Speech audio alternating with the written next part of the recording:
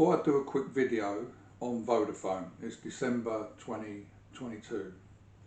I'm going to start the video by chatting about the company and where it operates, as I think this is important so that we can look at when we look at the financials we can see why there are so many billions going through the accounts. To date, the business is across 21 operating countries and 2 geographic regions. So that'll be Europe and the rest of the world. On top of this, they have 47 partner agreements with local operators in countries around the world.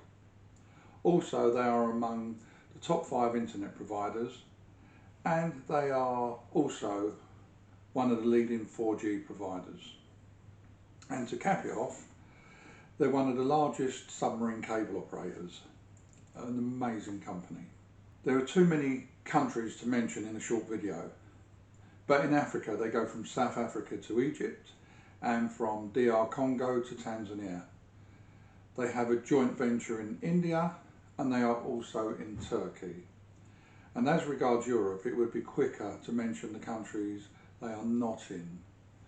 So for more information on this, I will leave a link below to the Vodafone website if you feel you want to find out more about the countries and where they operate. Now, as you can see from the 5-year chart, things have not been all a bed of roses for the company. And because of this, and possibly other reasons as well, the CEO is being replaced next year.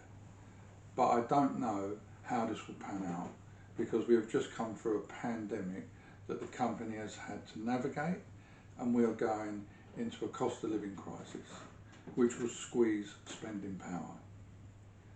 Also, the business is not immune from the rising energy costs. I think that one of the many challenges that face Vodafone is that they operate right across Europe. And this is a saturated market where customers tend to look at the cheapest package. But as with all things, quality will always win through. Now, I don't have a Vodafone contract or a Vodafone phone, but I'm told that they are regarded as top quality. So I think this will help them win through.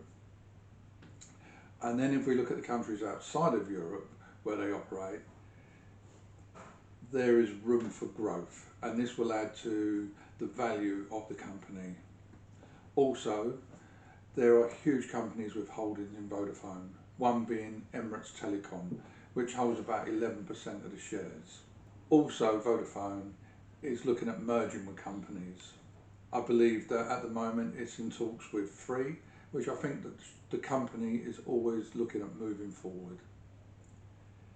Now, on the financials, if we look at the last 3 years, we can see that income is increasing and the profit after taxes is also on the upward curve. And please notice that the dividend payment is the same. Now, if we look at the future earnings, we can see that future growth is expected. Now, while nobody can predict the future, my own personal opinion is that inflation will drive revenues up. My own phone bill has gone up, and I don't see how prices across the sector cannot rise. Energy costs, everything is going up for all the companies. Also, I think that they will sort out the underperforming regions, as this should hopefully be a priority for the new CEO. Now, one of the more attractive reasons for chatting about Vodafone is the 9% dividend. This is a huge amount of money that they hope to be paying out in the near future as well. But even if it has to be cut, you will still get a very attractive return. I feel that this company is ready to be moved forward, but this will have a lot to do with who ends up as CEO. I will finish with a published comment from the Group Chief Executive. Thank you very much.